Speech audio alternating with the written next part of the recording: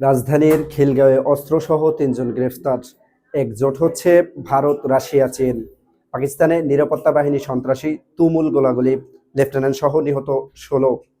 বাংলাদেশকে ১০৬,৩০,০০,০০০ দেবে জাপান। দর্শক, মাস্টার মিডিয়ার দুপুরের সংবাদে স্বাগত জানাচ্ছি আমি জাহিদ রহমান। এবারে বিস্তারিত।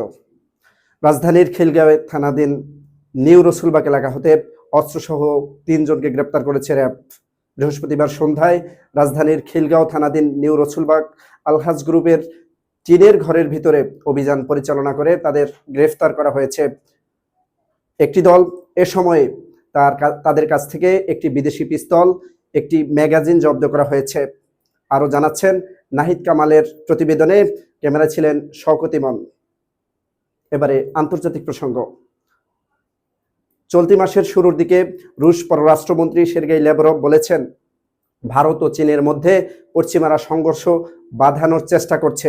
ল্যাভরভ দাবি করেন, ভারত চীনকে একে অপরের বিরুদ্ধে দাঁড় করানোর চেষ্টা করছে পশ্চিমা বিশ্ব। ডিভাইড অ্যান্ড রুল অঙ্ক কষে এশিয়ার এই দুই শক্তিশালী দেশের সংঘাত